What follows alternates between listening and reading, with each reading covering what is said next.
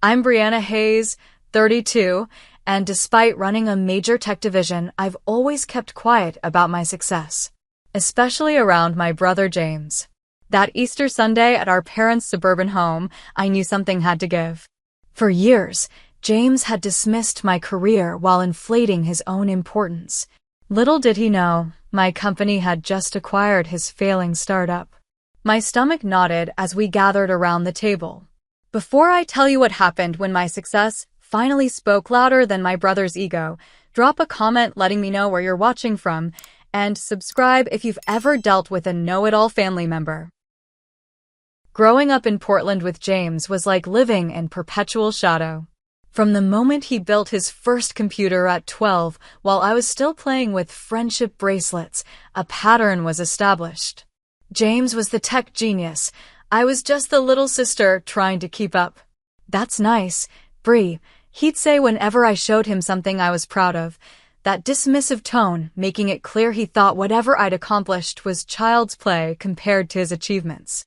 When I won the school science fair in 6th grade, James was quick to point out that my project on solar energy was pretty basic compared to the programming competition he'd won that same year. Our parents, Richard and Kathleen, didn't intentionally play favorites, but they were in awe of James's technical abilities.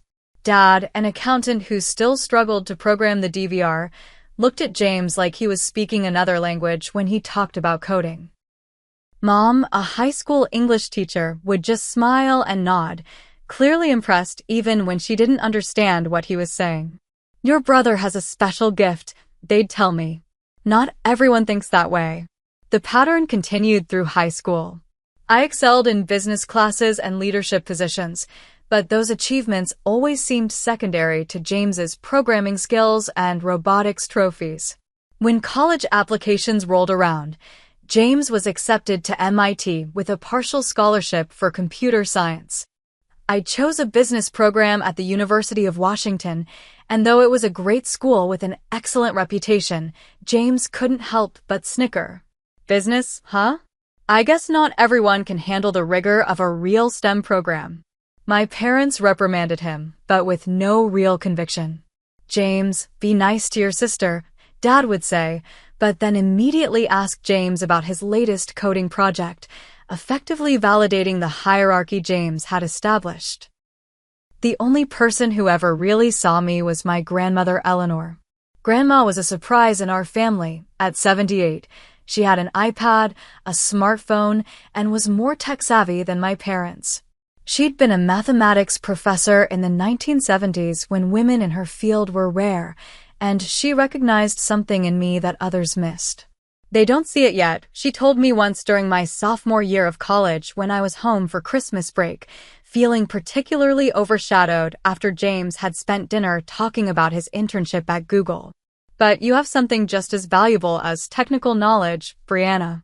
You understand people and systems. You see the big picture. That matters in technology too."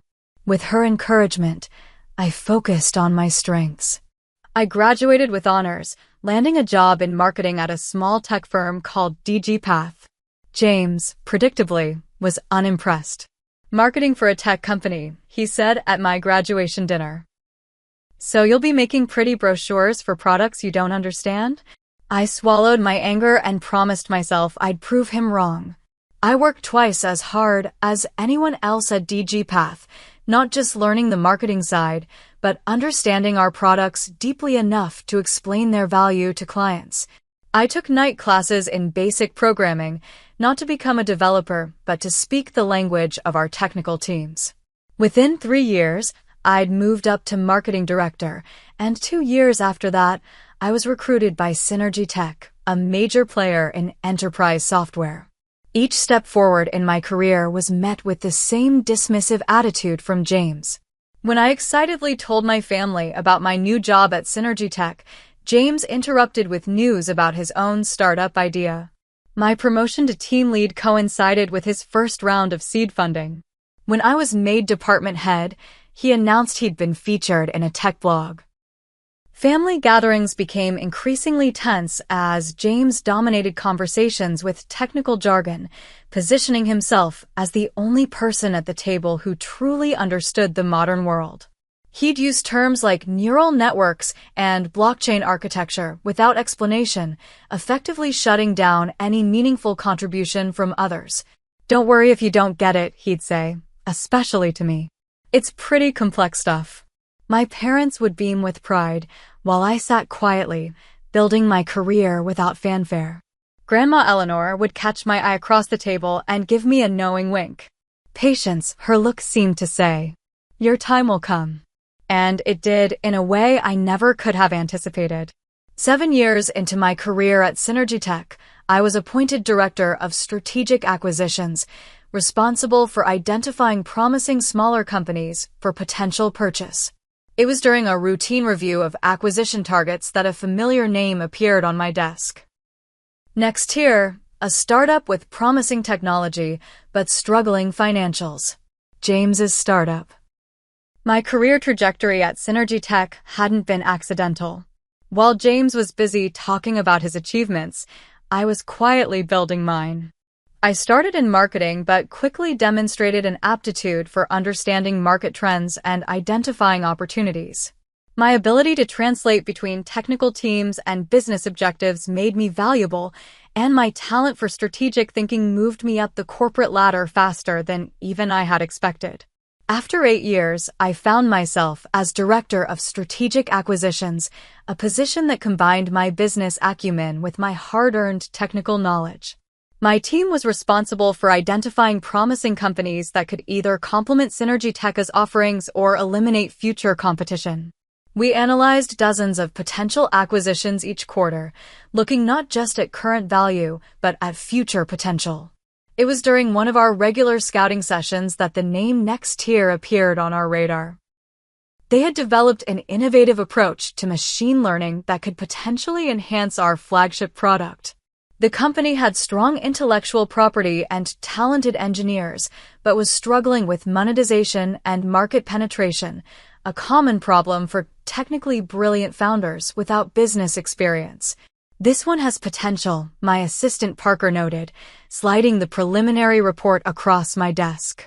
"Small team, great tech, burning through cash too quickly. Classic acquisition target." I opened the file and froze when I saw the founder's name, James Hayes. My brother's company was on our acquisition list, and he had no idea I was in a position to influence its fate.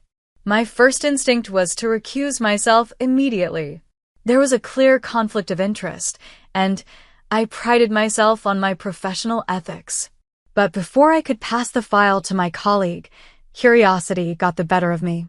What exactly had my brother built? How was his company really performing? For once, I had the opportunity to see beyond James's carefully curated narrative. What I found surprised me. The technology was genuinely innovative. James had always been brilliant, but the business was in trouble. Nextier had burned through 2 rounds of funding with minimal revenue to show for it. Their customer acquisition costs were unsustainable, their marketing strategy was inconsistent, and they had no clear path to profitability.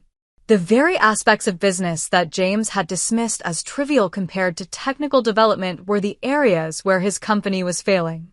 I arranged a meeting with our Chief Strategy Officer, Monica Reynolds, to discuss the situation. "I need to disclose a potential conflict," I said as soon as we sat down. "Nextier's founder is my brother." Monica raised an eyebrow. "I didn't realize your brother was in tech." I laughed despite myself. "Oh, he's made sure everyone knows he's in tech. He just doesn't advertise that his sister works for a corporate sellout like Synergy Tech." After discussing the ethical considerations, we decided that I would recuse myself from direct negotiations, but could remain involved in an advisory capacity. The acquisition made sense for Synergy Tech regardless of my personal connection, and my knowledge of both the technology sector and my brother's work could be valuable. "Just keep everything by the book," Monica advised. "Document all communications, and we'll make sure there's no appearance of either favoritism or sabotage." For the next 3 months, I watched from the periphery as our acquisition team conducted due diligence on Nextier. Their findings confirmed my initial assessment.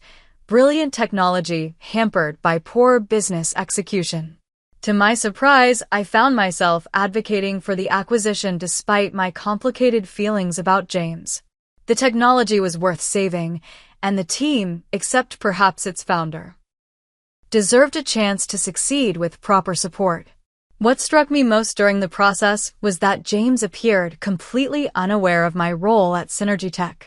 In the few family gatherings that occurred during this period, he continued to talk down to me about tech while I sat silently, knowing more about his company's financial state than he realized I could possibly understand. The acquisition was finalized 1 week before Easter. Nextier would become a subsidiary of Synergy Tech, with their technology integrated into our main platform. James would stay on as a technical advisor for 1 year, reporting to a manager who, ironically, reported to me. The financial terms were generous, more generous than the company's performance warranted, but we were paying for the intellectual property and talent, not the current revenue. As Easter approached, I found myself increasingly anxious about the inevitable family gathering. Should I tell my family about my involvement before the dinner? Should I warn James? I called Grandma Eleanor for advice. "You've done nothing wrong, Brianna," she said firmly. "You've built a career you should be proud of, and you've conducted yourself ethically throughout this process. If James has misrepresented his success or underestimated yours, that's for him to reconcile." "But it's going to be so awkward," I groaned. "Perhaps," Grandma replied, and I could hear the smile in her voice. "But sometimes a little awkwardness is necessary for growth. Come to dinner, be yourself, and let the truth find its way to the table." So that's what I decided to do. I would attend Easter dinner without preemptively revealing my role in the acquisition. I wouldn't lie if asked directly, but I wouldn't volunteer information either. Let James tell his version first, I thought. After all these years of living in his shadow, I was curious to see how he would present his company's successful exit. Easter Sunday arrived with deceptive tranquility. The April sky was clear blue, blossoms dotted the trees in my parents' yard, and the air carried that distinctive spring freshness. I pulled up to my childhood home with Michael, my boyfriend of 2 years, beside me. Michael squeezed my hand reassuringly. "Remember, you've done nothing wrong," he said, echoing Grandma Eleanor's words. "And I'm here for moral support." Michael knew all about James.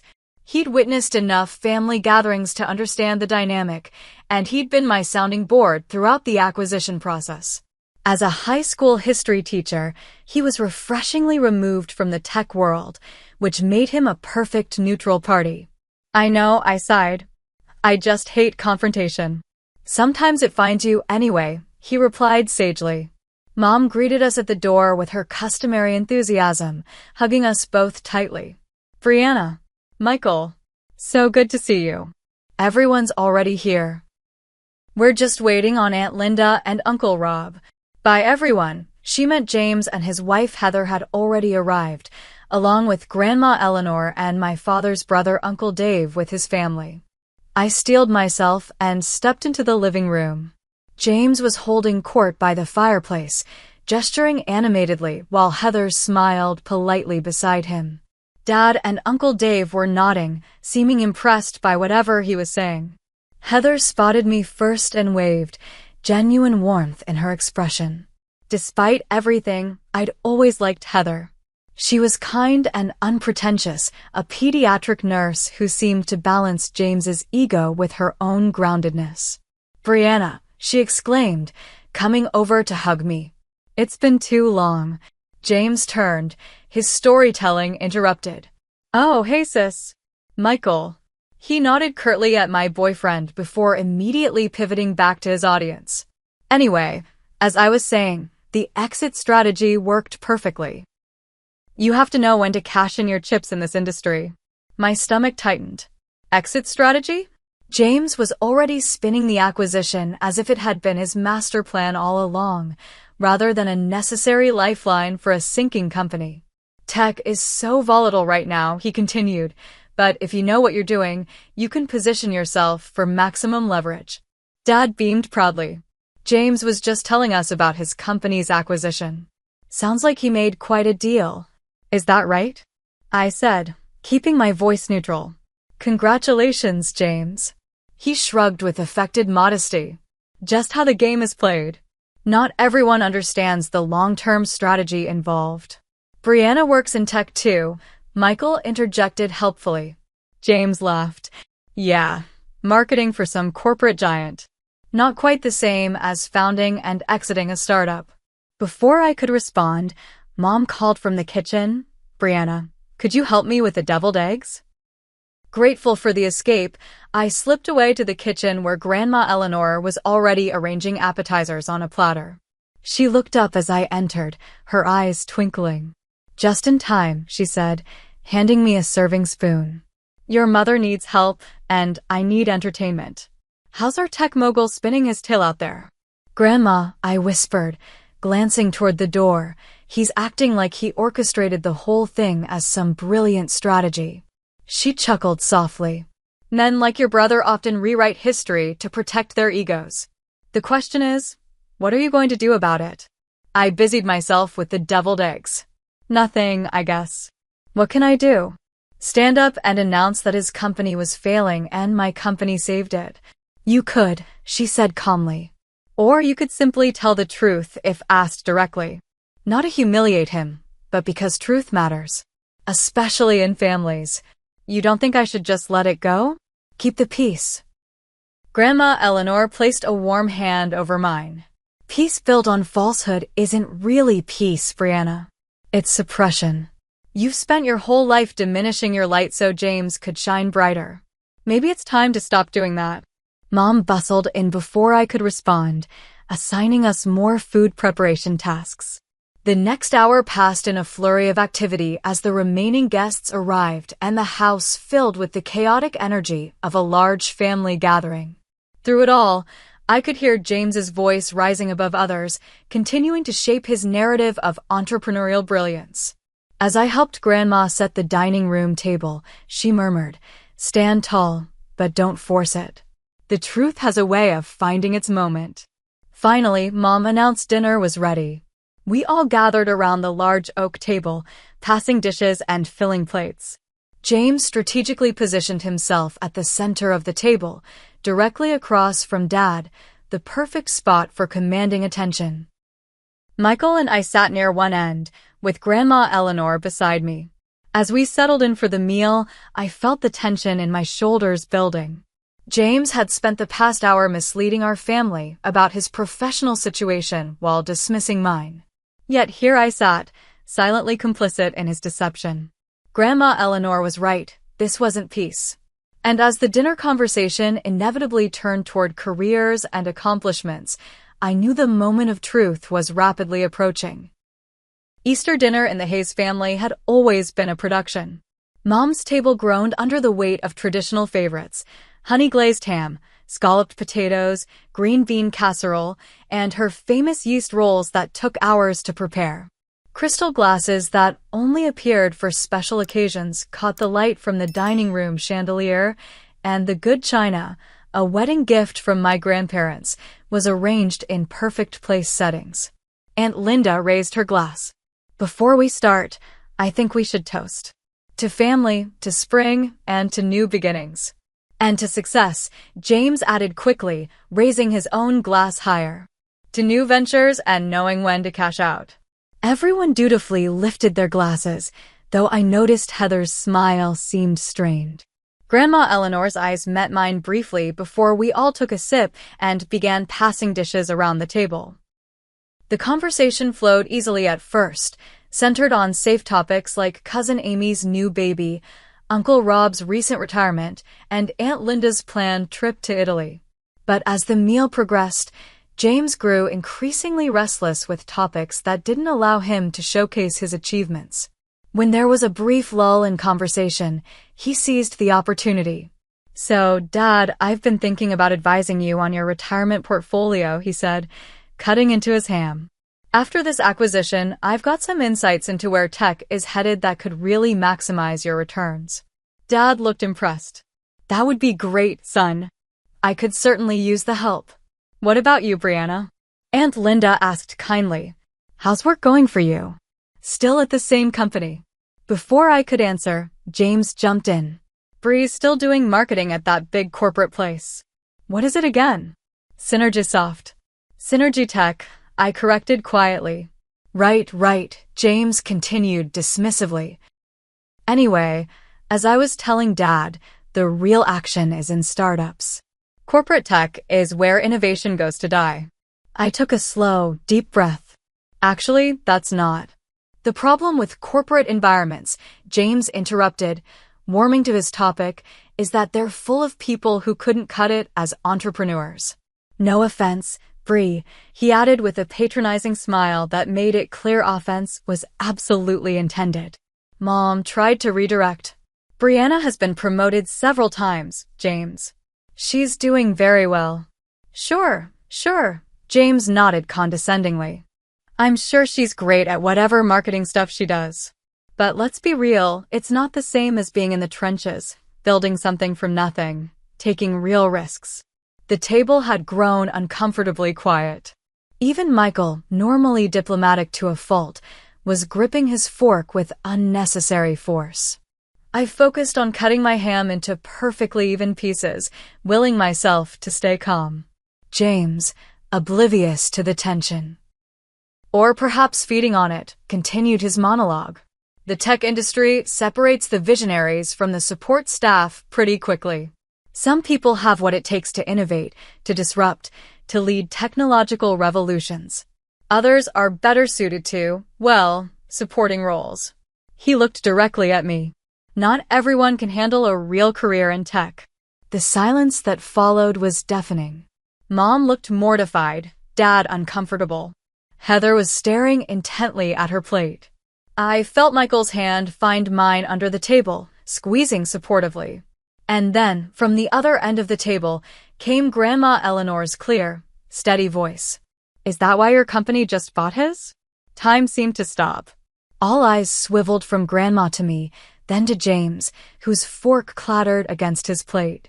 His face, usually so composed, cycled rapidly through confusion, disbelief, and then dawning horror. What? He sputtered, looking frantically between Grandma and me. What are you talking about? Grandma Eleanor took a calm sip of her water.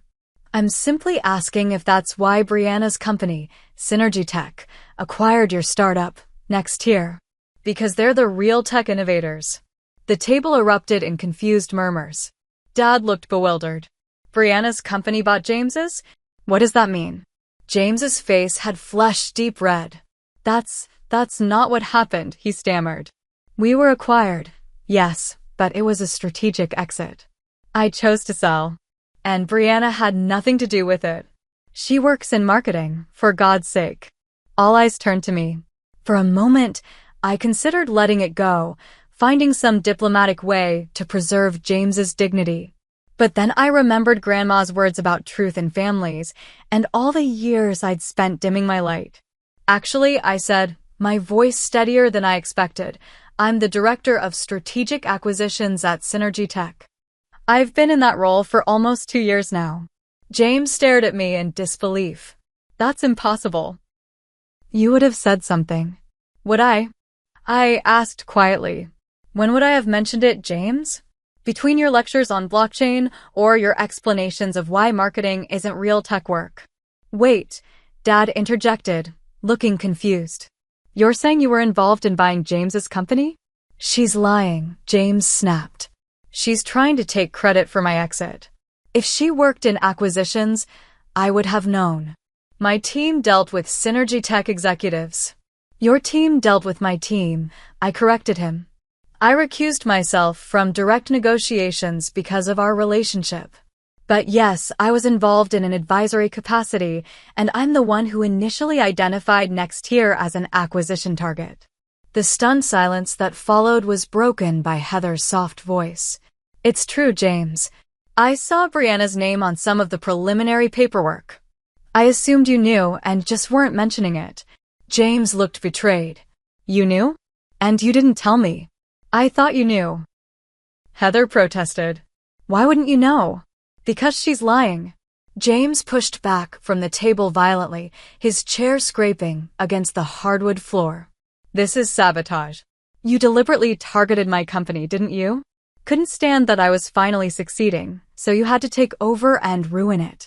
Your company was 3 months from bankruptcy, James, I said, keeping my voice level. You had great technology, but no sustainable business model. The acquisition saved your company, your employees' jobs, and your reputation. How dare you? James was nearly shouting now. You know nothing about tech business. James, Mom interjected, please calm down. I will not calm down, he snapped. My sister has been undermining me my entire life, and now she's claiming she saved my company? That's rich. I looked around the table at the shocked faces of my family. I'm not claiming I saved anything. I'm just telling the truth about what I do and what happened. Nextier had valuable IP and talented engineers. That's why we acquired it. It was a business decision, not a personal one. James laughed bitterly. Right. Just business. Is that why you never mentioned your role? Because it was so impersonal. I never mentioned my role because you never asked, I said simply. You've never been interested in my career, James. You've been too busy explaining to everyone why what you do is so much more important. The raw honesty of my statement hung in the air. James opened his mouth to argue, then closed it again. Without another word, he turned and stormed out of the dining room. A moment later, the front door slammed. The table remained silent for several long seconds.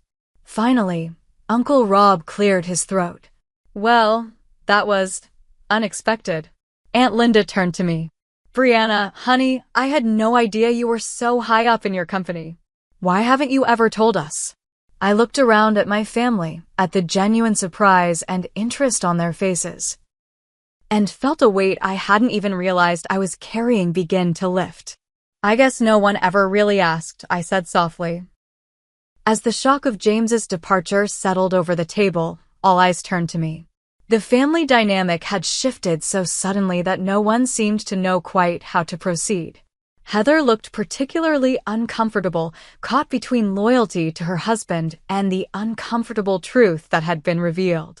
Perhaps, Grandma Eleanor suggested gently, this would be a good time for Brianna to tell us about her actual career. Mom nodded eagerly, though her eyes kept darting to the front door where James had exited. Yes, please. I feel terrible that we don't know more about what you do, sweetheart. I took a deep breath, feeling strangely vulnerable. For years, I'd protected myself by keeping my professional life separate from my family, partly because of James's dismissive attitude and partly because I'd grown accustomed to being overlooked. I started at Synergy Tech in marketing, that's true, I began. But I moved into product strategy after 2 years, then to business development, and finally to acquisitions. I've been with the company for 9 years now. 9 years. Dad looked surprised. That's impressive in tech, isn't it?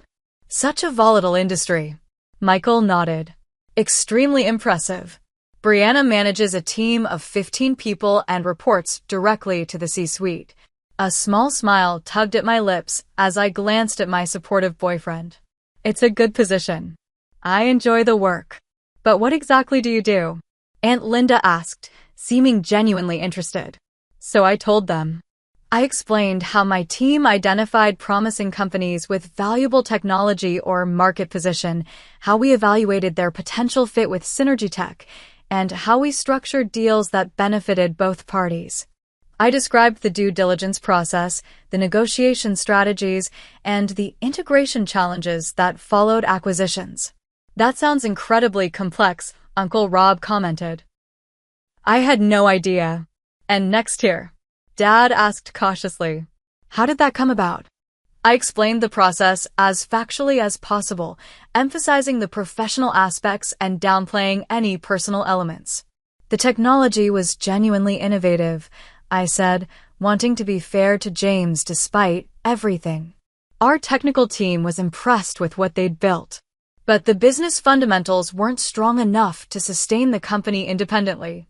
So you saved them, Aunt Linda concluded. We made a business decision that benefited both companies, I corrected gently. Synergy Tech got valuable IP and talent. Next year's investors got a better return than they would have otherwise, and their employees got job security. And James? Mom asked quietly. James received fair compensation for his work and has a 1-year contract as a technical advisor, I explained. After that, he can stay on if both parties agree it's working out. Heather, who had been quiet until now, suddenly spoke up.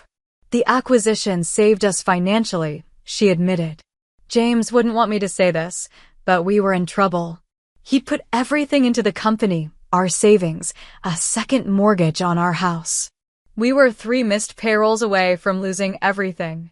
Her honesty surprised me. James had always presented their life as one of startup glamour and imminent success. I'd had no idea they were so financially vulnerable. I didn't know it was that serious, I said softly. Heather nodded. James is proud.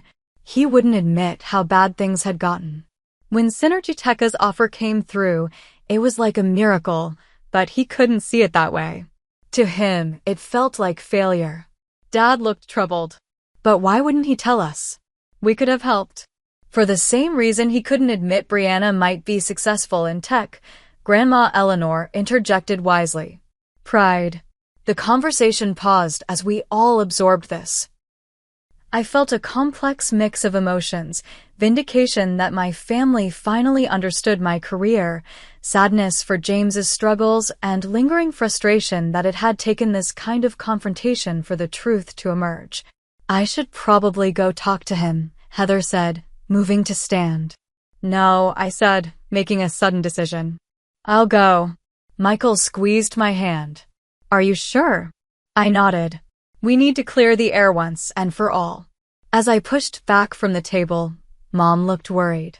Brianna, maybe give him some time to cool down first? We've given this situation years to cool down, Mom, I replied. I think it's time for some honest conversation. I found James sitting on the front porch steps, staring out at the quiet suburban street. He didn't look up when I sat down beside him, leaving a careful distance between us. Come to gloat? He asked flatly. No, I said. I came to talk. Actually talk, for once. He gave a humorless laugh. What's there to talk about? You won. Congratulations. This isn't about winning or losing, James. It's about truth. And the truth is, I've spent my entire career being dismissed by you, watching you convince our family that what I do doesn't matter because it's not real tech work. So this was revenge? Getting your company to swallow mine. I sighed in frustration. Do you really believe that? Do you honestly think I would risk my professional reputation and potentially violate corporate ethics just to get back at you? James was quiet for a moment.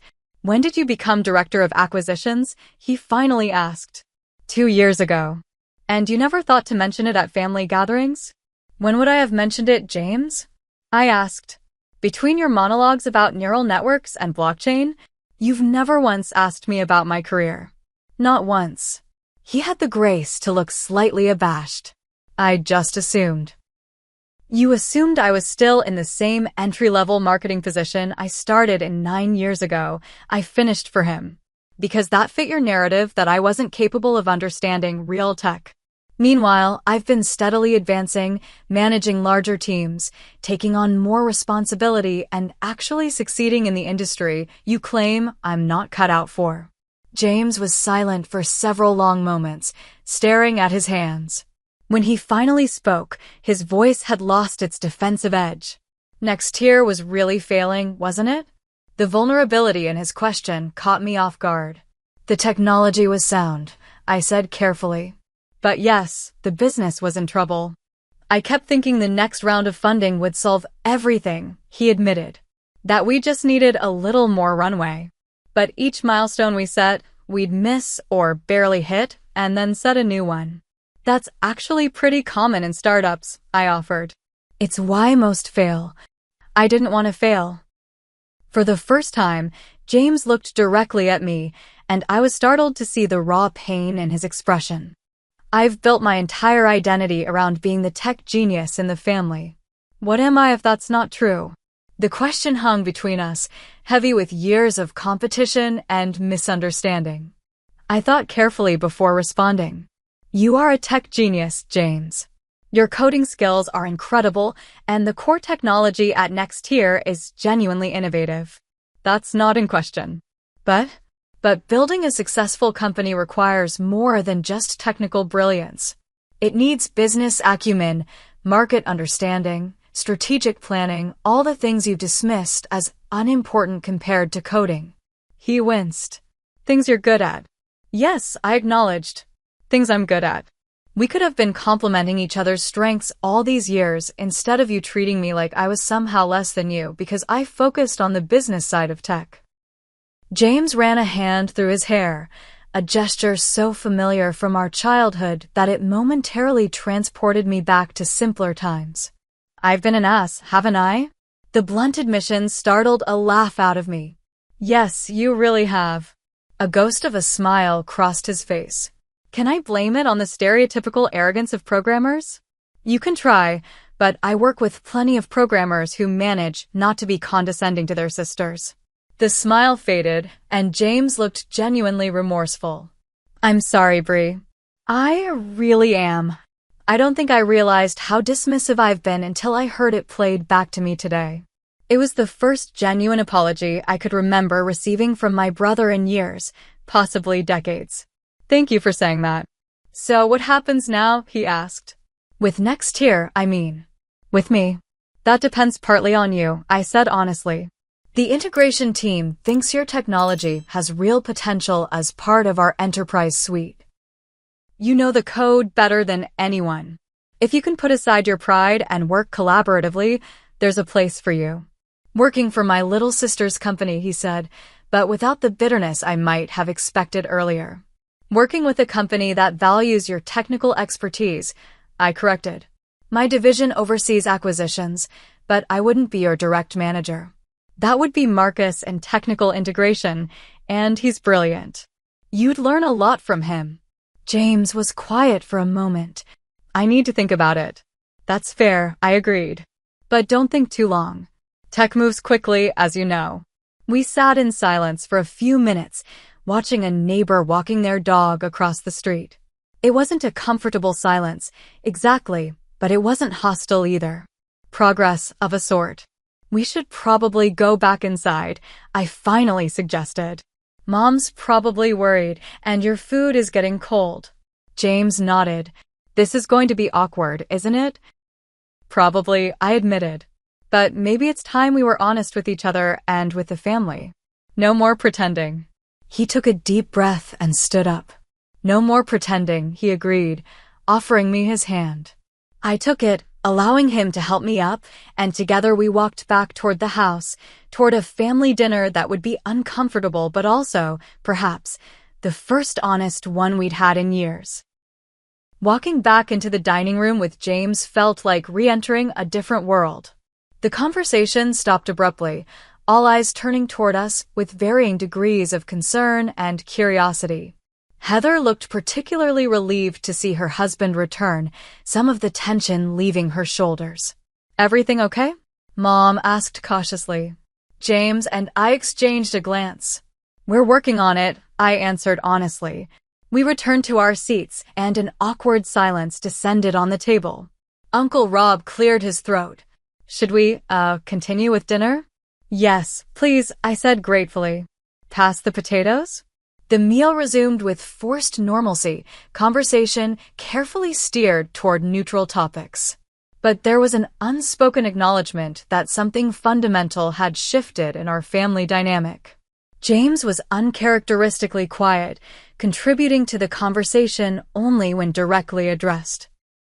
I could almost see him processing everything, recalibrating his understanding of our relationship and his place in the family narrative. As dessert was being served, Mom's traditional lemon meringue pie, James suddenly spoke up. I owe everyone an apology, he said, his voice lacking its usual confidence. Especially you, Brianna. All eyes turned to him in surprise. James Hayes didn't apologize, it simply wasn't in his repertoire. I haven't been honest about my company's situation, he continued. The truth is, Nextier was struggling badly. The acquisition by Synergy Tech wasn't my brilliant exit strategy. It was a lifeline I was lucky to get. Heather reached over to squeeze his hand supportively. And I've been less than supportive of Brianna's career, he admitted. Actually, that's an understatement. I've been dismissive and condescending, and I was completely wrong. She's achieved more in tech than I realized, and I should have been celebrating her success instead of diminishing it. The raw honesty in his voice rendered me speechless. This was a side of James the first hadn't seen since we were very young, before competition and ego had created a wall between us. Dad looked between us, clearly struggling to reconcile this new information with years of established family dynamics. James, we had no idea things were so difficult with your company. Why didn't you tell us? James shrugged, a gesture both defensive and vulnerable. Pride, I guess. I've always been the tech prodigy, the successful one. Admitting failure didn't fit that image. But sweetheart, Mom said gently, success isn't just about never failing. It's about how you handle challenges. Besides, Grandma Eleanor added with characteristic directness, it seems the real tech success story in this family has been quietly unfolding while we were all distracted by louder narratives. She smiled at me, and I felt a rush of gratitude for her unwavering support. I think, Dad said slowly, that we owe Brianna an apology too. He turned to me with genuine regret in his eyes. We should have asked more questions about your career, celebrated your achievements the way we celebrated James's. I'm sorry we didn't do that. We're very proud of you, sweetheart, Mom added, her eyes glistening. I just wish we'd known more about what you were accomplishing. The validation I'd unconsciously sought for years washed over me, both gratifying and slightly discomforting in its intensity. Thank you, I managed. That means a lot. So what happens now? Aunt Linda asked. With the company, I mean. James looked to me, tacitly acknowledging my expertise. It was such a reversal of our usual dynamic that it took me a moment to respond. Next year's technology will be integrated into Synergy Tech's main platform, I explained. The technical team has the option to join Synergy Tech, including James, who has a 1-year contract as a technical advisor. And will you? Uncle Rob asked James directly. Stay on, I mean? James glanced at me, then at Heather, before answering. I'm considering it. It would mean accepting a different role than I'm used to, but... He paused, seeming to choose his words carefully. Maybe it's time I learned some new skills. The business side of things, specifically. It was as close to an acknowledgement of my expertise as I'd ever heard from him. I decided to meet him halfway. The tech industry works best when different types of expertise collaborate, I offered. Technical brilliance and business acumen aren't mutually exclusive, they're complementary. Like brother and sister? Grandma Eleanor suggested with a knowing smile. James actually laughed. Exactly like that, I suppose. As the meal continued, the conversation began to flow more naturally. For perhaps the first time in our adult lives, James and I engaged in a genuine dialogue rather than parallel monologues or one-sided lectures. He asked questions about my role at Synergy Tech with authentic interest, and I inquired about the technical challenges he'd solved at Nextier. Our family watched this exchange with something like wonder, as if witnessing a rare natural phenomenon. After dessert, as we helped clear the table, Dad pulled me aside. I had no idea, Brianna, he said quietly. About your job, about how successful you've become. Why didn't you tell us more? I considered the question seriously. I think after a while, I just got used to being in the background. James was always so forceful about his accomplishments that it seemed easier to stay quiet about mine. Dad looked genuinely distressed. We should have noticed. I should have noticed. It's okay, Dad, I reassured him. We all fell into patterns, but maybe now we can create some new ones. Later, as we gathered in the living room for coffee, Grandma Eleanor orchestrated a moment that would have seemed impossible just hours before. I think, she announced with the authority that only an elder matriarch can command, that we should have a proper toast to both his siblings and their achievements in technology. She raised her coffee cup, eyes twinkling, to James, whose technical brilliance created valuable innovation, and to Brianna, whose business acumen ensures that innovation reaches its potential in the market. May they both continue to succeed, perhaps even together. To James and Brianna, the family echoed, raising their cups. James caught my eye across the room and raised his cup a little higher in my direction. A simple acknowledgement, but one that spoke volumes about the shift in our relationship. As the afternoon turned to evening and guests began to depart, James approached me one more time. I meant what I said earlier, he told me quietly. I am sorry for how I've treated you and your career. I know, I said. And I appreciate that. He hesitated, then added, I'm going to take the position at Synergy Tech. I've got a lot to learn about the business side of tech, and... He smiled ruefully. It seems I have access to a pretty good teacher. I couldn't help but smile back. Just promise not to call it not real tech work, and we'll be fine. Deal, he agreed, extending his hand formally. I bypassed the handshake and gave him a quick hug instead. Happy Easter, James. Happy Easter, Bree, he replied, and for the first time in years, the nickname held affection rather than condescension. As Michael and I drove home that evening, I felt both exhausted and strangely invigorated. Years of family dynamics had been upended in a single afternoon, old patterns disrupted, new possibilities revealed. How are you feeling? Michael asked as we navigated the evening traffic. I considered the question carefully. Like something that was knotted for a very long time is finally starting to untangle, I said. It's uncomfortable, but also freeing. He smiled. Your grandmother is something else, you know that? I laughed. Oh, I know. She's been waiting for this showdown for years. Think things will actually change with James? I think they already have, I said thoughtfully. Whether those changes stick, well, that's up to both of us. As we pulled into our driveway, I realized I felt lighter than I had in years. The truth, once spoken, had cleared away long-standing cobwebs of misunderstanding and resentment. There would be awkward moments ahead, old habits reasserting themselves, new boundaries to establish. But for the first time since childhood, I felt hope for my relationship with my brother, not as competitors, but as colleagues, maybe even collaborators. Family. 3 months after that fateful Easter dinner, I found myself sitting across from James in the Synergy Tech cafeteria. It had become our weekly ritual, Tuesday lunch, to discuss the integration of next year's technology and to catch up as siblings. Today, James was animatedly explaining a new approach to the algorithm that had been next year's core innovation. The processing speed has increased by 37%, he said, his eyes bright with the excitement that had always characterized him when discussing technical challenges. Marcus thinks we can push it even further if we restructure the data pipeline. I smiled, genuinely impressed. That's fantastic, James. The enterprise clients will love that kind of performance boost.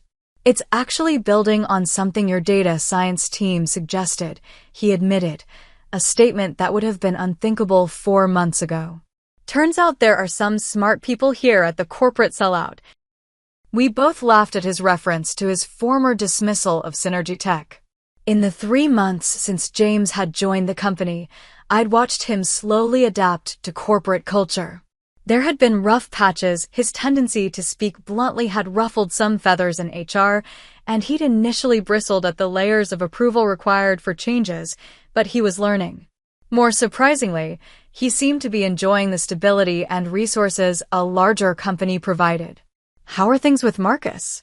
I asked, referring to his direct manager. James considered the question. Good, actually. He knows his stuff, and he doesn't micromanage. I'm learning a lot about project management from him. And team leadership? Still a work in progress, he admitted ruefully. Turns out managing people requires skills I haven't fully developed yet. This self-awareness was perhaps the most striking change in my brother. The James of 6 months ago would never have acknowledged any skill deficit. You'll get there, I assured him. It takes time.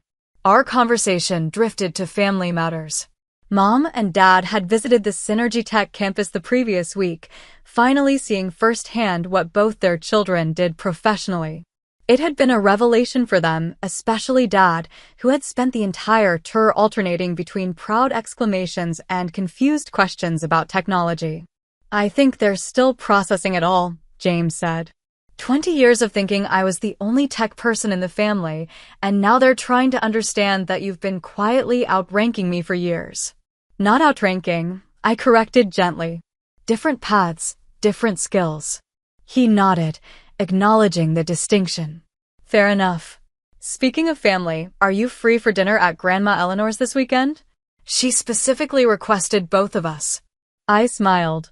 Since Easter, our grandmother had become even more deliberate in fostering our rebuilt relationship. Wouldn't miss it. That woman's cooking is worth any family therapy session she might have planned. She's subtle as a sledgehammer, James agreed affectionately. But effective. As we finished lunch and walked back toward our respective departments, I reflected on how much had changed. Our relationship remained a work in progress. Decades of established patterns couldn't be undone in mere months, but each interaction felt more authentic than the last. There were still moments when James slipped into his old condescending tone when discussing technical matters, but now he caught himself, often with a sheepish smile. Similarly, I was learning to assert my expertise rather than silently seething when overlooked. Our parents, too, were adapting to this new family dynamic. Mom had started asking specific questions about my work, making a genuine effort to understand what I did. Dad had begun forwarding me articles about women in tech leadership, his way of showing he recognized my place in that world. The most profound change, however, was internal. After years of diminishing my accomplishments to keep peace in the family, I was learning to take up space, to acknowledge my expertise, to correct misperceptions without apology. In professional settings, this newfound confidence translated to more effective leadership and clearer communication with my team. The following weekend, as promised, James and I joined Grandma Eleanor for dinner at her cozy apartment. After a meal of her famous pot roast, she served coffee in her living room and fixed us both with her characteristic direct gaze. So, she said, settling into her favorite armchair, "How are my two tech executives getting along these days?" James and I exchanged amused glances. Subtlety isn't your strong suit, is it, Grandma? I teased. At my age, dear, there's no time for beating around the bush, she replied. Well, we're doing well, James answered. Better than I expected, honestly. He's learning to accept feedback without taking it as a personal attack, I added with a smirk. And she's learning to give feedback without sounding like a corporate training manual, James countered good-naturedly. Grandma Eleanor smiled, satisfaction evident in her expression. Good. Families should be honest with each other, but kindly so. I've been thinking about that a lot lately, I said. About honesty in families. For years, we all participated in this fiction that James was the only tech success story. Me by staying quiet about my achievements, James by exaggerating his, and the rest of the family by never questioning the narrative. It was comfortable, James admitted. For me, anyway. I got to be the star. And what have you learned from having that comfort disrupted? Grandma asked him. James considered the question seriously. That comfort isn't always growth. That being the star kept me from learning things I needed to know. And that. He glanced at me, that I missed out on a potential ally by treating my sister like a competitor. Grandma nodded approvingly before turning to me. And you, Brianna? What have you learned? That silence isn't actually peace, I said. That diminishing myself to make others comfortable wasn't serving anyone, least of all me. And that authenticity, while sometimes uncomfortable, is the only way to be truly known and loved. Very good, Grandma said, sounding like the professor she once was. Now, the real test will be taking these lessons forward. Family patterns have a way of reasserting themselves if we're not vigilant. We're working on it, I assured her. James has actually been asking for my input on managing his team at Synergy Tech. And Brianna's been consulting me on technical aspects of upcoming acquisitions, James added. Turns out our skills really do complement each other. As I've been saying for approximately 30 years, Grandma noted dryly. We laughed, the sound of genuine affection filling the small apartment. As the evening wound down and we prepared to leave, Grandma Eleanor held both our hands in hers. I'm proud of you both, she said simply. Not just for your professional accomplishments, impressive as they are, but for doing the hard work of breaking unhealthy patterns. That takes more courage than any career achievement. On the drive home, I found myself reflecting on her words. It had indeed taken courage to disrupt the comfortable fiction our family had maintained for years. But the freedom that came with authenticity was worth the temporary discomfort. James and I would never have a perfect relationship. Siblings rarely do. We were too different in our approaches, too shaped by our individual experiences. But we had found a way to respect those differences rather than allowing them to divide us. To see them as complementary rather than competitive. In the tech industry, where change is the only constant, adaptability is essential for success. James and I had finally applied that principle to our personal relationship, and both were stronger for it. The truth, as it turned out, hadn't destroyed our family as I'd feared. It had rebuilt it on a more solid foundation, one where achievements weren't compared but celebrated, where differences weren't threats but assets, and where being known was more important than being impressive. It was a lesson I carried forward into all aspects of my life, that authentic connections, built on honesty rather than performance, were the most valuable technology of all. Have you ever experienced a moment where standing in your truth changed a relationship for the better? I'd love to hear your stories in the comments below. And if you've enjoyed this journey of sibling rivalry turned collaboration, please hit that like button and subscribe to the channel for more stories about navigating complex family dynamics. Share this video with someone who might need permission to shine their own light without dimming it for others. Thank you for watching, and remember, sometimes the most important disruption isn't in technology, but in the patterns we've accepted for too long.